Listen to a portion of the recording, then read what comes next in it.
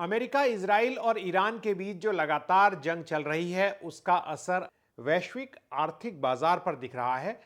इस जंग के शुरू होने से पहले फरवरी के आखिर में जहां ब्रेंट क्रूड ऑयल की कीमत $70 प्रति बैरल थी, वो अब बढ़कर $80 को भी पार कर गई है और उसके और आगे बढ़ने की आशंका है, जिसे लेकर पूरे वैश्विक बाजार पर असर पड़ेगा और भारत को इसकी भारी कीमत चुकानी पड़ सकती है। नमस्कार, मेरा नाम है हृदय जोशी और आप देख रहे हैं इको एंड एनर्जी टॉक।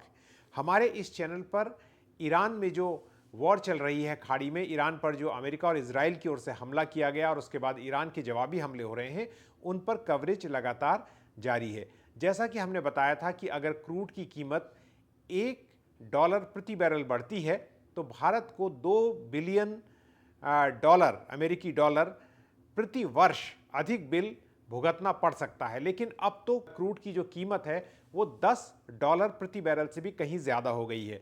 तो इसके आर्थिक जो पहलू हैं ये आने वाले दिनों में हमें देखने को मिलेंगे। लेकिन आज हम बात कर रहे हैं चाबहार पोर्ट को लेकर, चाबहार बंदरगाह को लेकर, जिस पर भारत ने भारी निवेश किया है।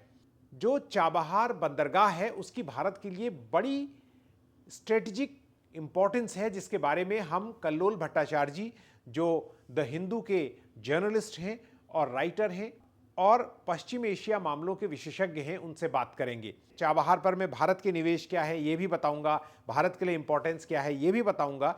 लेकिन पहले जान लीजिए कि चाबहार नाम जो है उसकी इंपॉर्टेंस क्या है और उसका अर्थ क्या है।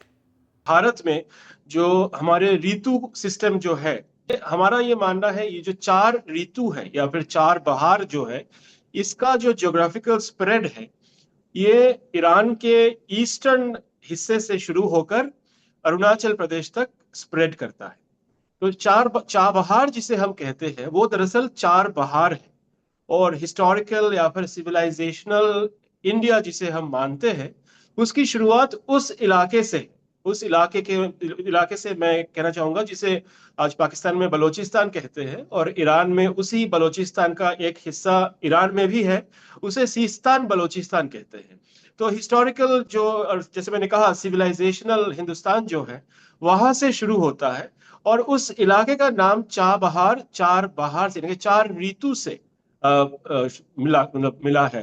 अब मतलब ये है कि मान लीजिए जो हमारे देश में जो ऋतु दिखाई देते हैं वो अलग दूसरे देशों में उतना ज्यादा दिखाई नहीं देते। तो वो जो एक सिस्टम है, नेचुरल एफिनिटी मान लीजिए या फिर एक इंडियन सेंस ऑफ इंडिया जिसे हम कहते हैं, वो वहां से आप महसूस कर सकते हैं। दोस्तों, ये चाबहार पोर्ट जो है वो ओमान की खाड़ी के मुहाने पर है और ईरान ने इसे 1970 में डेवलप करना शुरू किया था। भारत ने पहली बार 2003 में ईरान के साथ बातचीत शुरू की, लेकिन ईरान पर लगे सैंक्शंस की वजह से, ईरान पर लगे जो प्रतिबंध हैं उनकी वजह से भारत इस पर अपनी बातचीत को तेजी से आगे नहीं बढ़ा सका। स्ट्रेटेजिकली स्पीकिंग, जब अटल बिहारी वाजपेयी प्रधानमंत्री थे उस वक्त का ये आइडिया था कि ईरान के साथ, क्योंकि उस वक्त हमें याद होगा कि खतामी हुआ करते थे ईरान के लीडर और उन्होंने डायलॉग बिटवीन सिविलाइजेशंस की बात की थी। उस दौरान ये आइडिया आया था क्योंकि चाइना जो है वो पाकिस्तान के साथ हाथ मिलाकर, क्योंकि उस वक्त पाकिस्तान में राष्ट्रपति थे परवेज मुशर्रफ, तो वो बहुत फेमस एक स्पीच उन्होंने शायद 99 या फिर उसी आसपास में दिया था कि वो ग्वादर पोर्ट गए थे और ग्वादर पोर्ट के कोने में खड़े होकर उन्होंने एक भाषण दिया था कि ये जो पोर्ट पाकिस्तान बनाने जा रहा है चाइना की मदद से, ये पूरे रीजन को तब्दील कर सकता है, पूरे रीजन को ट्रांसफॉर्म कर सकता है। तो उसी जो पाकिस्तान का जो सपना था उसको चैलेंज करने के लिए हमारे सरकार ने उस वक्त चाबहार पोर्ट का आइडिया ईरान के सामने रखा था और ईरान को यह आइडिया बहुत अच्छा लगा था क्योंकि उससे जो ईरान का जो एक्सेस है गल्फ में और इंडियन ओशन में उसको एनहांस करने का एक मौका था।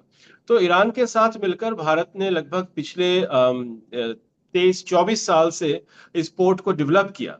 तो जैसा कल्लोल ने बताया, हमारे लिए जानना जरूरी है भारत की नजर से कि भारत ने जो इस पर निवेश किया है वो कितना है और उसकी इंपॉर्टेंस क्या है।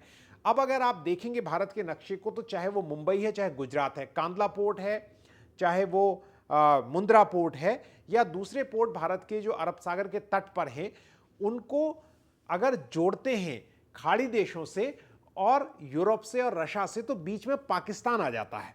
अब पाकिस्तान का वहां पर जो चीन ऑपरेट कर रहा है, ग्वादर पोर्ट भी है, तो उसको बाईपास करने के लिए भारत ने ये एग्रीमेंट किया 2024 में। इसमें जो निवेश की शर्तें थी, निवेश किया था, उसके बारे में बताऊंगा। लेकिन इससे क्या होता है कि मुंद्रा और कांडला जैसे पोर्ट सीधे चाबहार पोर्ट से, बंदरगाह से जुड़ सकते हैं और 15 दिन में ही रशिया तक हमारे जहाज जो हैं ट्रेड करने के लिए पहुंच सकते हैं। यूरोप का रास्ता खुलता है और एक बहुत बड़ी अपॉर्चुनिटी मिलती है। इसीलिए कहा जाता है इसे गेटवे टू गोल्डन अपॉर्चुनिटी।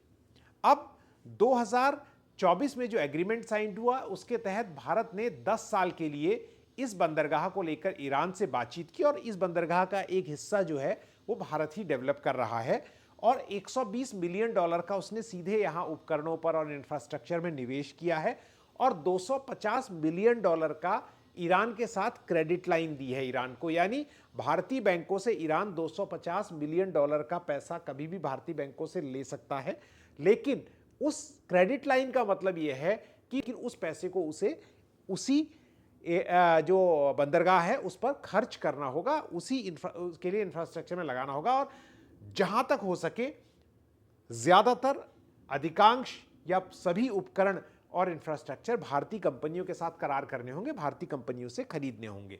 अब जिस तरह की बमबारी वहां हो रही है, तो जो हिस्सा भारत ने संभाला हुआ है अभी तक, जब हम रिकॉर्ड कर रहे हैं, तो उसको नष्ट होने की उसकी बात नहीं है। लेकिन जैसी स्थिति अभी बन गई है, एक और अमेरिका हमारे ऊपर दबाव डाल रहा है कि हम किससे ट्रेड करें और किससे ट्रेड ना करें।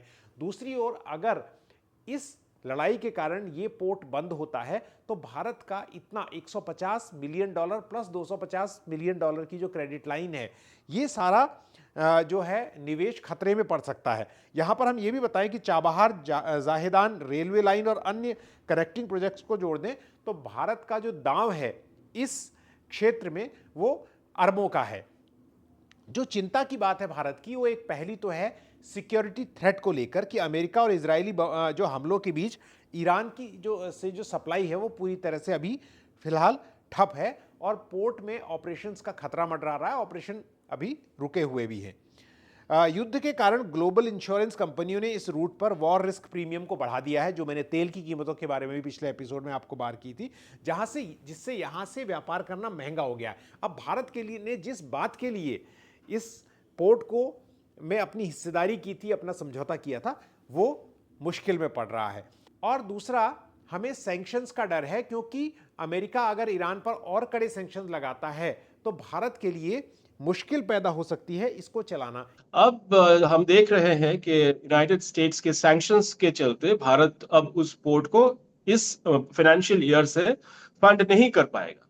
तो बात यह है कि जो हमारे मजबूरियां जो है, अब देख ही रहे हैं कि इंटरनेशनल पार्टनरशिप्स ऐसे हम इंडिया के हो चुके हैं कि इंडिया के जो स्ट्रेटेजिक इंटरेस्ट है, जो बहुत जरूरी और बहुत अहम स्ट्रेटेजिक आउटरीचेस इंडिया ने किया था अपने एक्सटेंडेड नेबरहुड में, वो अब इंडिया नहीं कर पा रहा है। क्योंकि ये चाबहार सिर्फ इंडिया के लिए नहीं या फिर सिर्फ ईरान के लिए नहीं, ये एक किस्म का इनरोड देता है इंडिया को सेंट्रल एशिया तक पहुंचने में। हम तालिबान को अगर कोई सामान भेजना चाहते हैं तो हम वो चाबहार पोर्ट के जरिए और ईरान के जो रोड्स है और वहां पे जो इंफ्रास्ट्रक्चर है उसके जरिए हम अफगानिस्तान को एक्सेस कर सकते हैं। वैसे ही हम सेंट्रल एशियन रिपब्लिक्स को भी जो गुड्स है वो हम सप्लाई कर सकते हैं। कमोडिटीज अगर आपको रशिया तक भेजना है तो भी आप चाबहार पोर्ट के जरिए भेज सकते हैं। एक प्रोजेक्ट है INSTC, उस प्रोजेक्ट के तहत आप मुंबई या फिर मुंद्रा पोर्ट से कोई भी सामान आप चाबहार के जरिए अफगानिस्तान, सेंट्रल एशिया और रशिया से लेकर बल्कि ओवरलैंड यूरोप तक भी आप पहुंचा सकते हैं। और यही मुद्दे पर जब प्रेसिडेंट पुतिन अब दिसंबर के महीने में दिल्ली आए थे, उस वक्त बातचीत भी हुई थी कि चाबहार पोर्ट को कैसे और डेवलप किया जाए ताकि इस पोर्ट का जो पूरा फायदा है वो भारत के अर्थव्यवस्था को मिले। तो इस एपिसोड में फिलहाल इतना ही। अगर आपको ये एपिसोड पसंद आया, कुछ काम का लगा, तो इसे ज़रूर लाइक करें, कमेंट करके अपनी राय ज़रूर बताएं कि भारत इस समस्या से कैसे डील कर सकता है या ये लड़ाई आपको आगे कहाँ जाती हुई दिखाई दे रही है। और दूसरा, आप इस चैनल को सब्सक्राइब करें लाइक करें इस वीडियो को, और हो सके तो मेंबर बने। मेंबर बनने का तरीका बहुत आसान है। आप हमारे YouTube चैनल के होम पेज पर जाकर ज्वाइन के बटन को दबाएं और उसके बाद आपको जो 3 विकल्प मिलते हैं, इको लवर, इको लर्नर और इको वॉरियर, उसमें से कोई भी आप विकल्प चुनकर सदस्य बन सकते हैं। हम जल्द ही नई वीडियो के साथ आपसे फिर मुलाकात करेंगे। तब तक के लिए नमस्कार, जय हिंद।